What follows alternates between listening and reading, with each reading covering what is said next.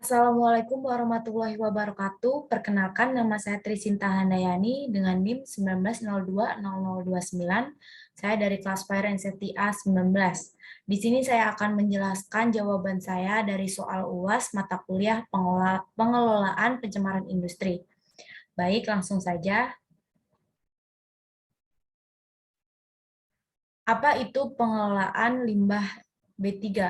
Pengelolaan limbah B3 merupakan kegiatan untuk mencegah dan menanggulangi pencemaran ataupun kerusakan lingkungan hidup yang diakibatkan oleh limbah B3 serta melakukan pemulihan kualitas lingkungan yang sudah tercemar sehingga sesuai dengan fungsinya kembali. Nah, kegiatan pengelolaan limbah B3 sendiri terdiri dari beberapa kegiatan, yaitu pengumpulan limbah B3, pemanfaatan limbah B3, pengolahan limbah B3, penyimpanan limbah B3, pengangkutan limbah B3, dan penimbunan limbah B3. Baik, selanjutnya adalah karakteristik limbah B3. Yang pertama adalah eksplosif atau mudah meledak, yaitu limbah yang dapat meledak atau melalui reaksi kimia atau fisika dapat menghasilkan gas dengan suhu dan tekanan tinggi yang dengan cepat dapat merusak lingkungan dan sekitarnya. Yang selanjutnya adalah flammable atau mudah menyala. Adalah limbah yang dapat terbakar karena kontak dengan udara, nyala api, air, atau bahan lainnya meski dalam suhu dan tekanan standar. Yang selanjutnya adalah toksik atau beracun.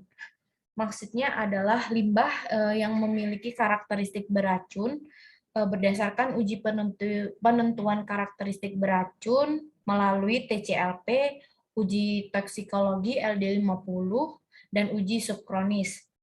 Selanjutnya adalah oksidator atau pengoksidasi, adalah limbah yang dapat melepaskan panas karena teroksidasi sehingga menimbulkan api saat bereaksi dengan bahan lainnya.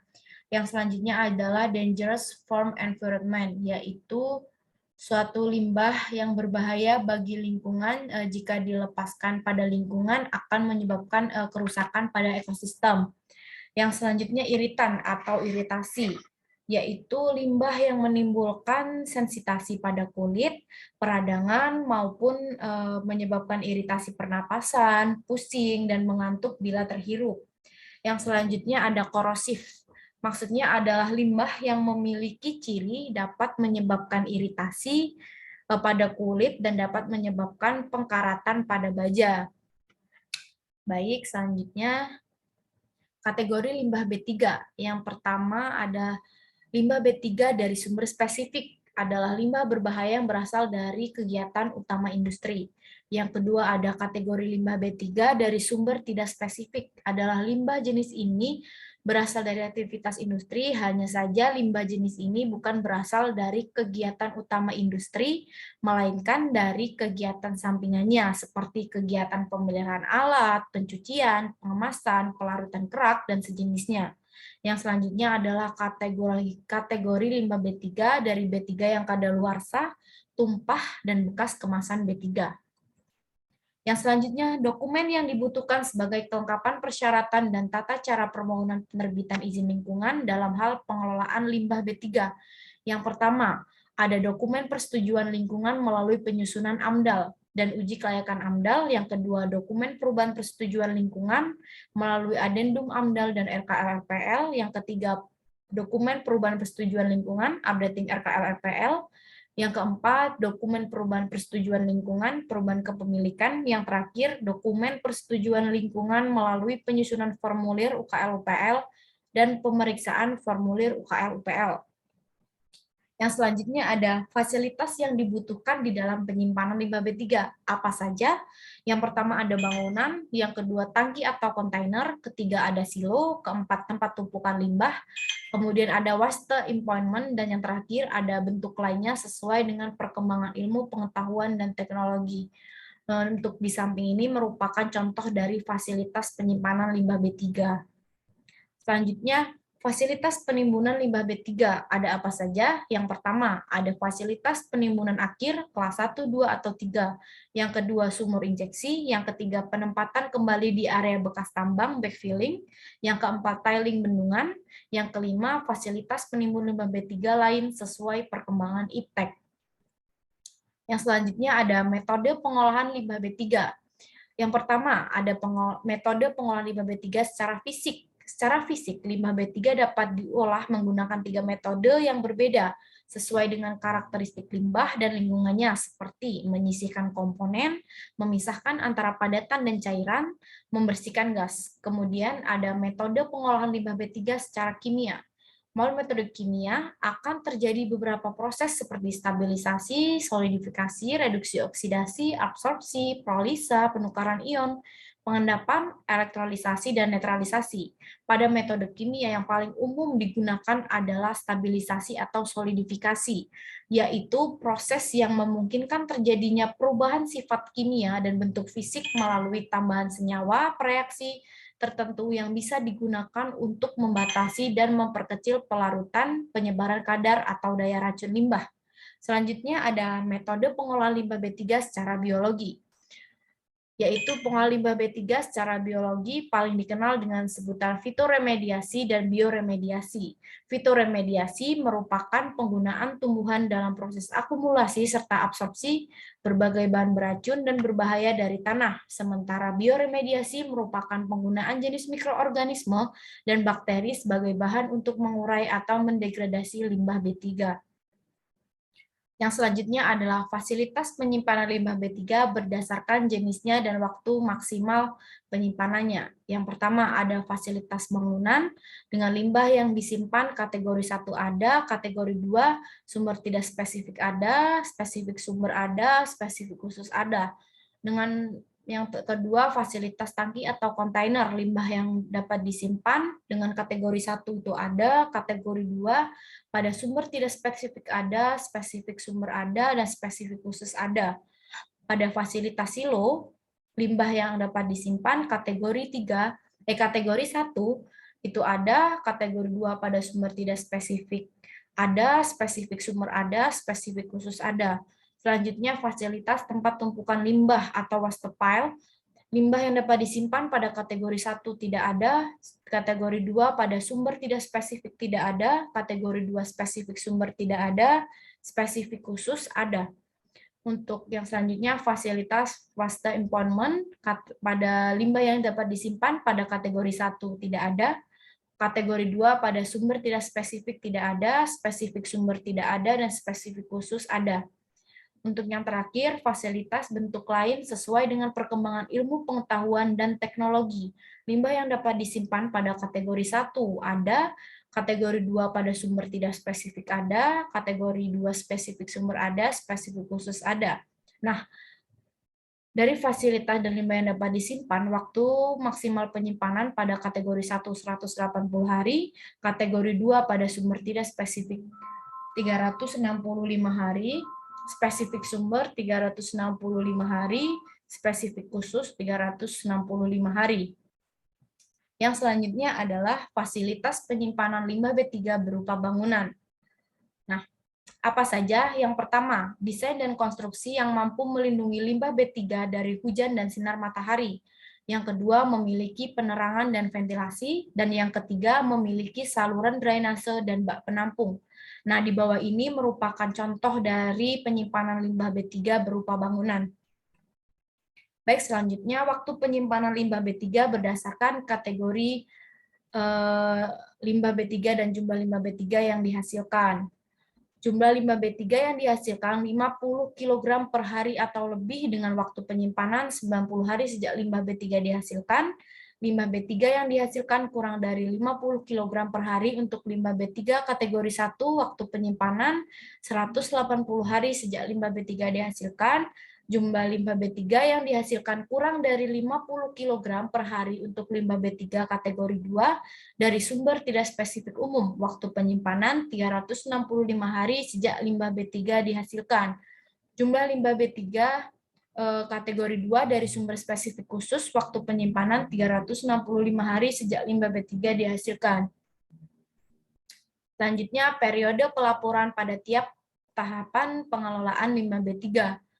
Yang pertama, penyimpanan. Disimpan dengan perlakuan khusus sebelum diolah dan penyimpanan dilakukan dengan sistem blok dan tiap blok terdiri atas 2x2 kemasan. Kemudian pengumpulan tentang karakteristik limbah, fasilitas laboratorium, perlengkapan penanggulangan kecelakaan maupun lokasi. Selanjutnya pengangkutan, yaitu terkait dengan pemberian label analisa karakter limbah pengemasan khusus. Dan yang terakhir, pemanfaatan terkait daur ulang, perolehan kembali, dan penggunaan kembali limbah B3. Yang selanjutnya adalah mekanisme perizinan pengelolaan limbah B3. Yang pertama, permintaan kelengkapan administrasi dilanjutkan dengan permohonan izin sesuai dengan Permen LH 18/2009. Kemudian dari sini adanya evaluasi kelengkapan administrasi, dokumen administrasi dan teknis. Selanjutnya ada evaluasi teknis, itu waktunya 10 hari kerja. Kemudian verifikasi lapangan, itu waktunya 7 hari kerja, dan PR, review teknis. Nah, jika ada perbaikan, maka akan ada perbaikan dalam 7 hari, kemudian kembali lagi dievaluasi teknis, dan selanjutnya.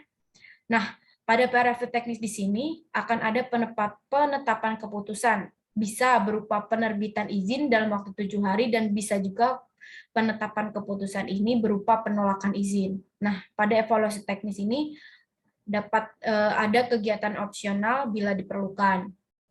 Nah, keputusan penerbitan atau penolakan izin maksimal 45 hari kerja sejak diterimanya surat permohonan secara lengkap. Selanjutnya ada jangka waktu proses perizinan pengelolaan limbah B3 pada tiap tahapannya. Yang pertama, tahap pengumpulan dengan jangka waktu 45 hari. Yang kedua, penyimpanan jangka waktu 45 hari. Yang ketiga, pemanfaatan jangka waktu 45 hari. Yang keempat, pengolahan jangka waktu 45 hari. Yang kelima, pengangkutan jangka waktu 45 hari. Yang keenam, penimbunan jangka waktu 45 hari. Kemudian masa berlaku izin dari masing-masing pengelolaan limbah B3. Yang pertama, pengumpulan masa berlaku izin 5 tahun. Yang kedua, penyimpanan masa berlaku 5 tahun. Yang ketiga, pemanfaatan masa berlaku 5 tahun. Yang keempat, pengolahan masa berlaku 5 tahun. Yang kelima, pengangkatan masa berlaku izin 5 tahun. Dan yang terakhir adalah penimbunan dengan masa berlaku izinnya adalah 10 tahun. Selanjutnya di sini adalah pemanfaatan limbah B3 dari sumbernya dengan hasil limbah, dengan nama limbahnya dan pemanfaatannya sebagai apa. Yang pertama ada sumber limbahnya itu dari industri tembaga dengan limbahnya adalah copper slug dengan pemanfaatannya sebagai salah satu bahan produksi semen. Kemudian yang selanjutnya ada industri pulp dengan limbahnya sludge ipal dengan pemanfaatan sebagai bahan substitusi pembuatan bata beton.